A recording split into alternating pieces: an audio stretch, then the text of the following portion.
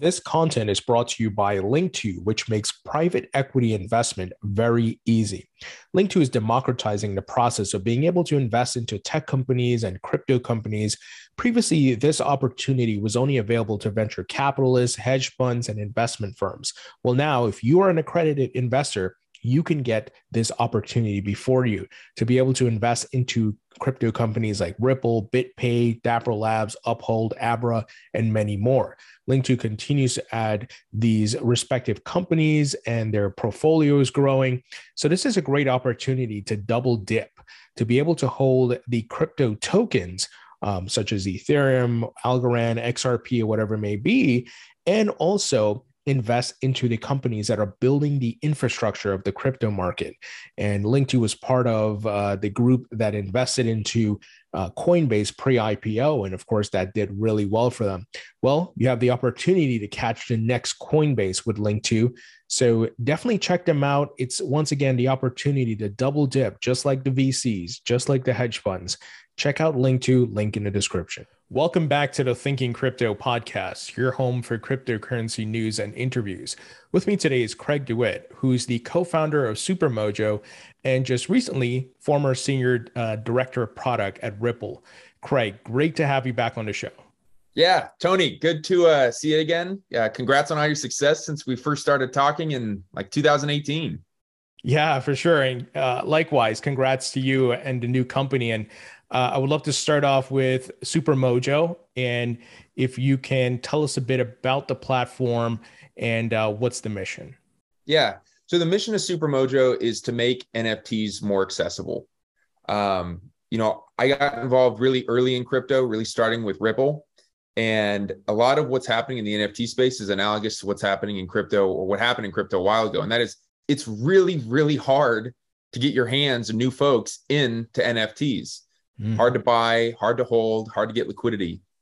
So the platform is going to solve that. And the way we solve that is by putting together a bunch of cool, easy technologies that make it very much like a Web 2 experience of buying goods, of being able to put them on layaway with a buy now, pay later type experience, having an inbound custody solution where users can interface with their NFT, and then ways of getting liquidity post-sale. And so we kind of put that box all together for users, and then we work with marketplaces to embed that into their solutions to power users.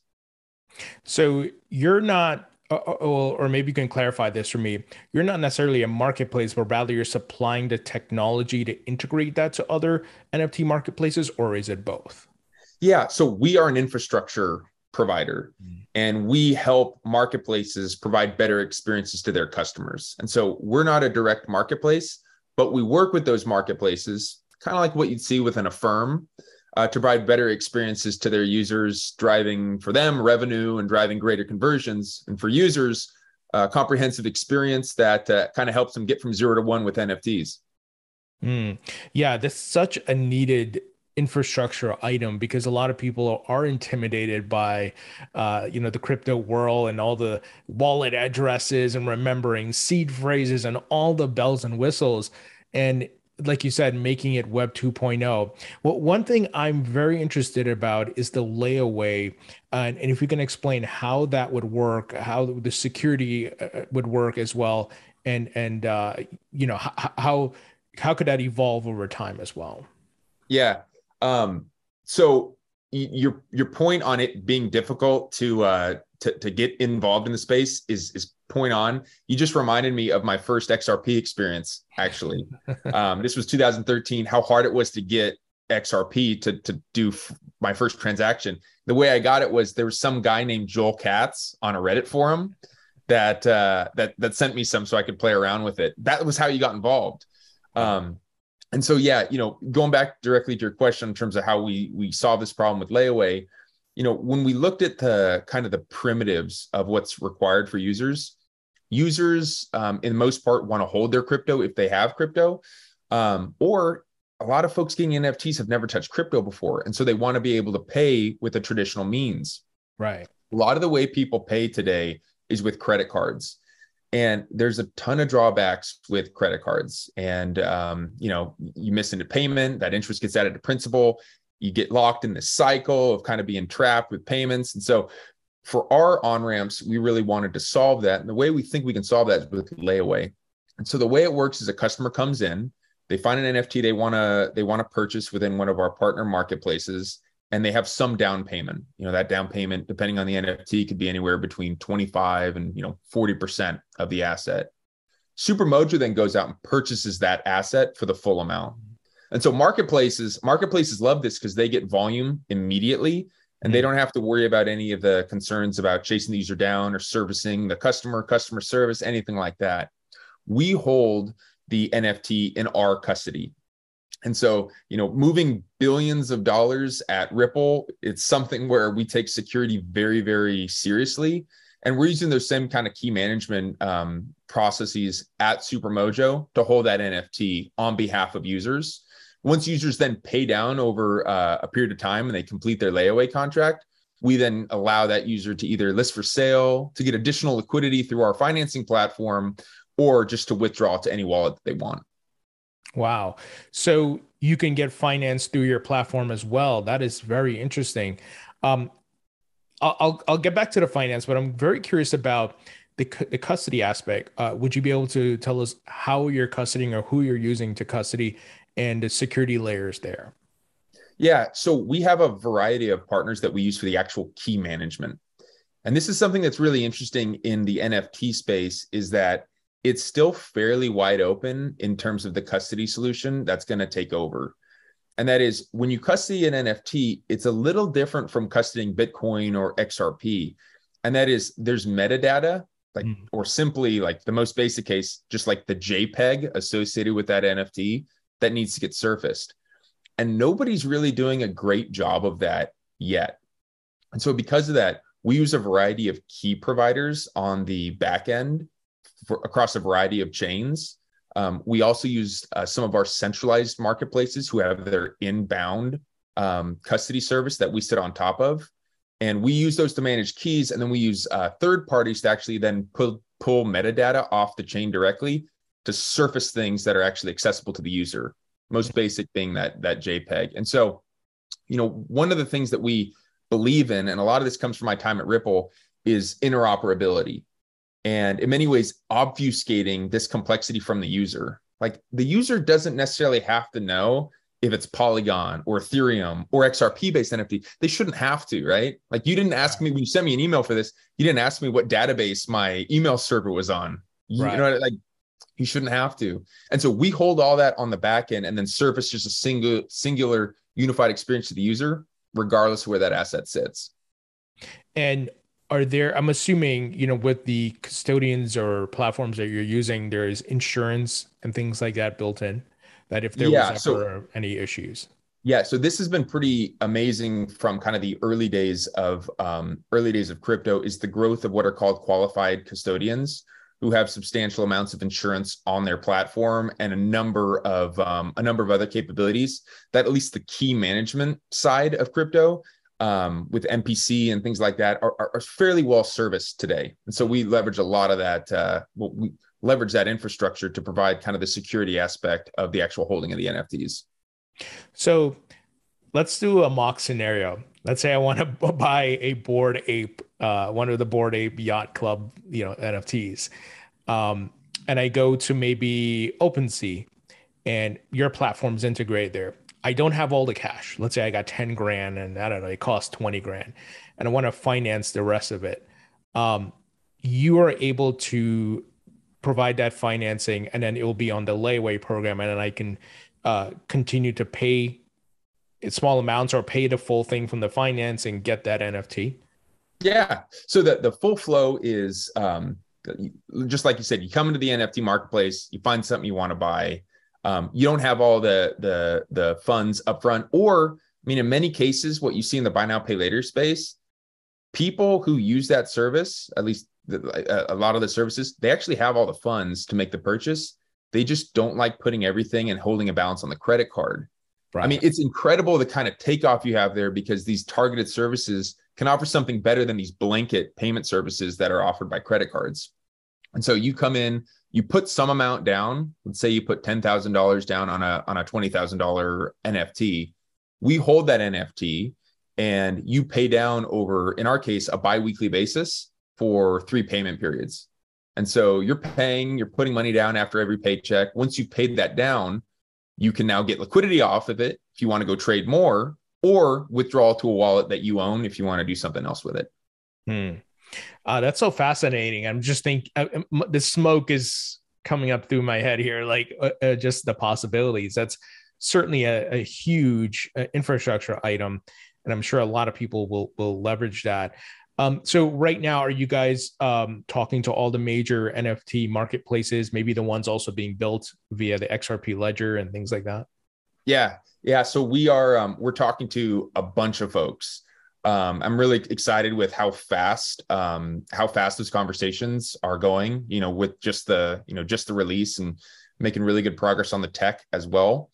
And so this year we should have some substantial launches to where folks can go out and actually, use the service to purchase NFTs. Regarding like on XRPL, it's funny that I get asked by so many people, at least on Twitter, of like whether this service will be available for XRPL. Yeah. I should have been clear with that. Like the answer is obvious. I thought like, yes, of course. XRPL is incredible for a lot of things in terms of the speed and cost of transactions. It's going to work really, really well as that ecosystem of NFTs continues to grow there with the developer ecosystem as well. So absolutely. And already having some conversations there. Is within the infrastructure that you're providing, is the XRP Ledger being used in any way? And it may not make sense, but I'm just curious because I know people are going to say, hey, why didn't you ask Craig, if they're using it on the back end or something? Yeah. So couple places where I think the XRP really shines and the XRPL really shines, especially within our tech. The first is you have a growing set of marketplaces and creators, a lot of them being announced by Ripple in terms of those partnerships, who are building on XRPL. And so in order for us to satisfy customers who want to purchase those assets on XRPL, or for us to essentially be able to cross-sell NFTs on XRPL to customers who don't have familiarity with XRP, we have to have the ability of acquiring the XRP via the marketplace. Usually that's a direct integration for XLS20. We have to have the ability of allowing users to transfer those out. And then we have to have some kind of custody aspect to where we can hold those assets on XRPL. We have a lot of familiarity with XRPL on our team. And so those are, integrations that are ongoing right now and conversations with the marketplaces that are happening now. So that's like the product side. The other side, Tony, is like one thing I've learned is our company needs the ability of taking funds in, and we'll take cash in because that's how a lot of the new folks want to pay. We need to be able to quickly move value between marketplaces, between coins, between currencies, and it becomes a treasury management problem that we need to solve. Like, is there a token that has very low transaction costs with extremely high speed for us to be able to move between these? Yes, there is. It's XRP. And so there's a lot of ways where, we think we can use the benefits of that token for actual enterprise commercial benefits. That's awesome and absolutely makes sense. But I'm assuming, given that we are in a multi-chain world, you're also going to have to support Ethereum and Cardano and whatever else blockchain that NFTs or Solana, the NFTs are being issued on, right? Yeah, absolutely. And that's part of the interoperability play where we support, and this kind of goes to the custody as well. Like we support chains where the NFTs are. And I do believe in a world where folks are going to come in and see digital assets and not necessarily have to care where that asset lives. All the complexity of dealing with that specific chain will be taken care of by companies like Supermojo, who are experts at the tech and experts at the transfers, and also expert at the treasury management in terms of how to get funds in and out of those chains. So you're absolutely right. XRPL is one of many, but for many reasons, one that I have very close to my heart. For sure. So on that note, obviously you were at Ripple for 7 years or so. Yep. And I want to ask how the idea came about to do this, you and Amir, and how did you guys, were you guys having coffee and you're like, hey, let's go ahead and build this and leave Ripple? Yeah. So the idea for this came up really about a year ago, I would say, when we first started playing with NFTs. And to be candid, 2 years or so ago, or during like Crypto Kitties, when that was really, really big early on, I played a little bit and it seemed it seemed kind of stupid to me. Yeah. And so the ideas of JPEGs on the blockchain, like kind of what a joke. It wasn't till, like I said, a year ago to where I started playing with some of the new NFTs that come about. And I realized these were so much more than just JPEGs on a blockchain. It's really this amazing concept of digital ownership, actual assets that live on the chain. In many cases, we kind of got the cart before the horse in that we had a digital currency before a digital asset. And when you think about it, like usually economic formation is you start with assets, then you barter, and then you need a currency to facilitate the trade. It's like we got it kind of backwards. But those assets and the ability of unique experiences and community formation, as well as embedded business models for creators to be able to receive value from there, it's incredible what this is going to do. I think this has an opportunity to really fundamentally change the way that humans interact digitally. And, I think NFTs are way underhyped as well. So I'm evangelizing here, but anyways, it was that kind of excitement that got Amir and I thinking, wow, there are parallels to the early days of crypto. And going back to the early days of crypto, the folks who really won and the folks who really made an impact on new users were the folks who tackled accessibility. And so that's really where the head went. And we figured out how we can do accessibility. And we kind of came up with this initial approach of layaway with the custody and the onboarding. Got a lot of good traction. Ripple being an investor in the company. And so still very, very close there. But that's how the idea came together. And now we're kind of off to the races. I love it, man. I'm just thinking of like Web 1.0 and, how the usability was built with browsers and different technologies, and the user, like you said before, they don't need to know how the sausage is made. They just want the sausage is before me and I can eat it, right? And I can use the platforms and don't have to think about all these complex addresses and all these things. So exactly, it's amazing. I'm curious about, look, we're halfway past a year, of course. What's on the roadmap now that you secured your seed funding, you're off to the races. What's on your roadmap as far as like releases and whatever may happen? Yeah. Well, we are building like crazy. We got an end-to-end product right now.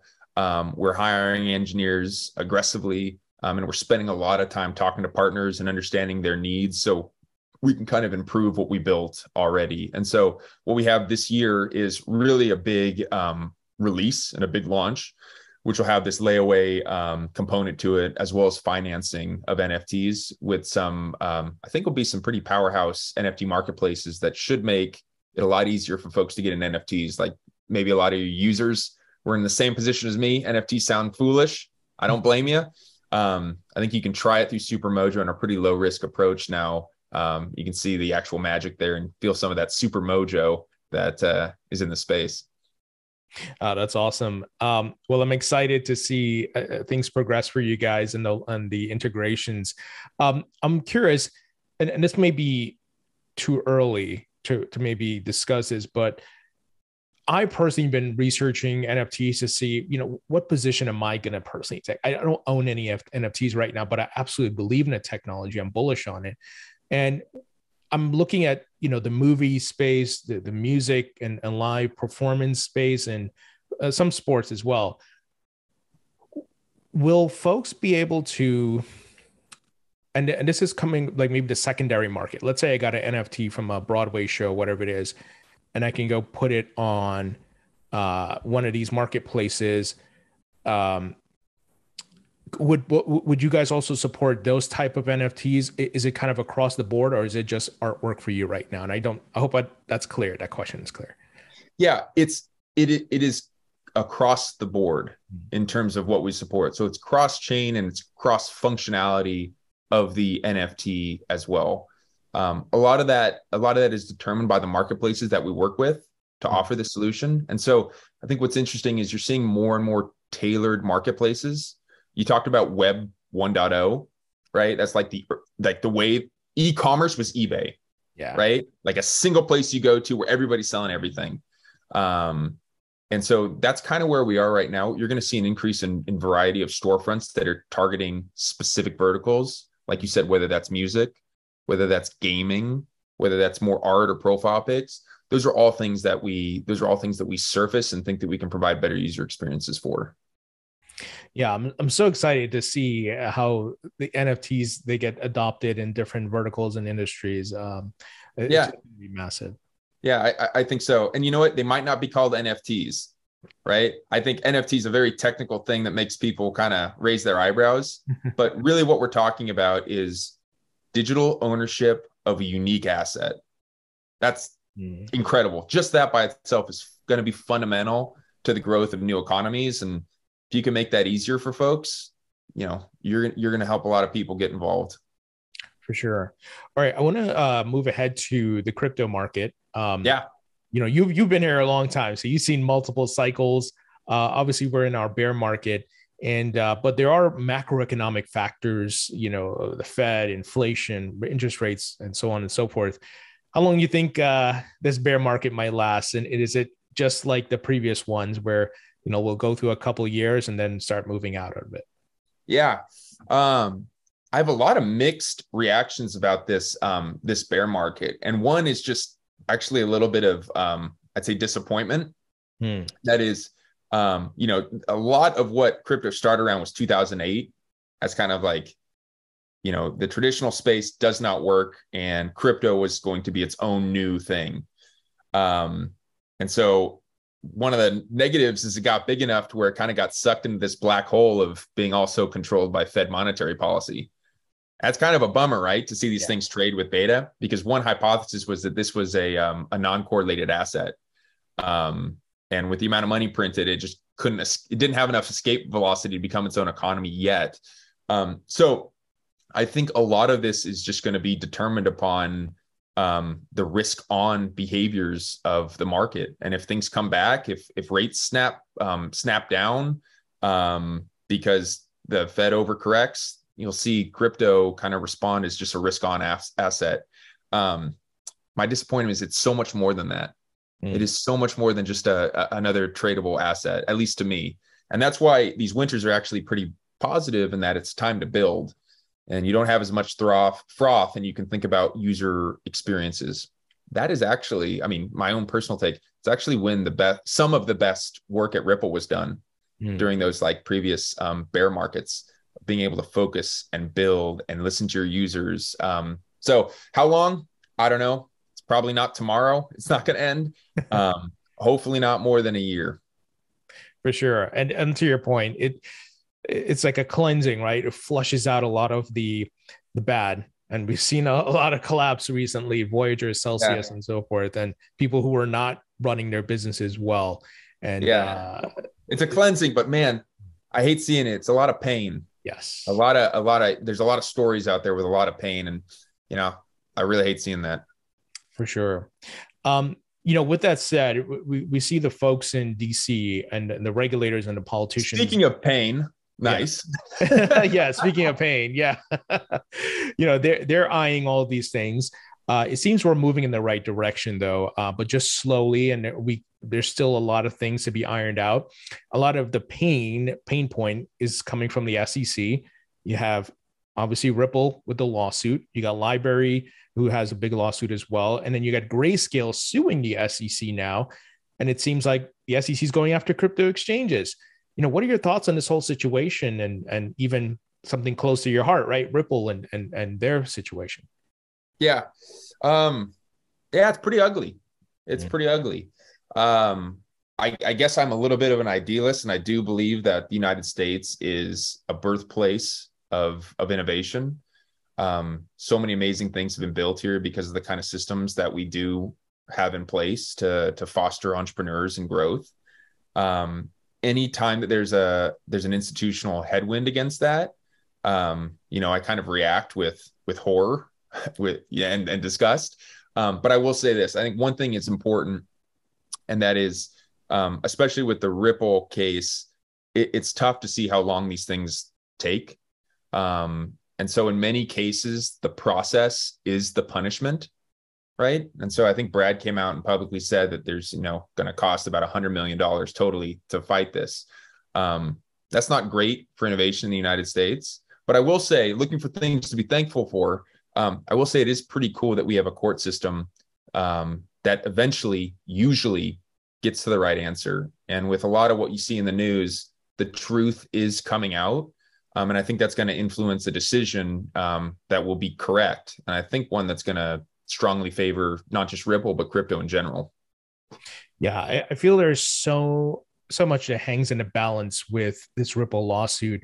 And it's not because I'm an XRP holder, whatever it may be, but you just look at what the SEC did with Coinbase and listing 9 tokens. And it looks like they're going after the exchanges talking about securities, but they don't provide any clarity or it's just a lot of ambiguity, and it's confusing for people. They don't know what to do.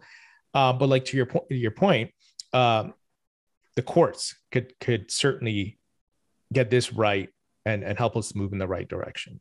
Yeah, and it looks positive. It looks positive right now from everything you see. And you see some really cool stuff happening from a community that is not, controlled by Ripple.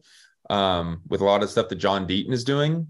Yeah. You see a lot of weird stuff where I don't know, maybe somebody has done a YouTube on this, but like, has the regulator ever pushed for less information in court? Has the regulator ever pushed to not allow the folks who they represent to have a voice? There's a lot of weird, bizarro stuff going on there. And you're right. I think that the courts have a great opportunity to get it right. And it sounds like, and it feels like we're moving in that direction. For sure. And a big item I know that's sort of in the motion right now is the crypto executive order and the completion of those reports and studies. And I'm hoping the president and even members of Congress can get it right and help put the SEC in their respective lane, the CFTC, and we find some sort of balance with this and get updated rules as well. Yeah. In the meantime, folks like me are just keeping building. So we're going to continue to build, and that includes on the XRP Ledger across chains. So I think there's a lot of people out there like myself who believe in this at such a deep level that regardless of what gets thrown at us, we're going to continue to build and grow. And that's one of the cool things about these decentralized permissionless ledgers is that regardless of what happens, they're still there and they're still closing ledgers. For sure. All right, Craig, final question here for you. Wrap up. If you could create your own metaverse, what would the theme be? Yeah. Great question. I think just probably go something cowboy. The first thing that came to my head was actually just now Westworld, but like without the weird stuff going on. That's dystopian enough though, to where, I guess it'd be like Westworld, but with some substantial like user guidelines to avoid any problems. Awesome. Craig, pleasure chatting with you. And I'm so excited about Supermojo and all the cool things you guys are building. And I'd love to have you back on as things progress. Tony, I really appreciate it, man. You have a good one.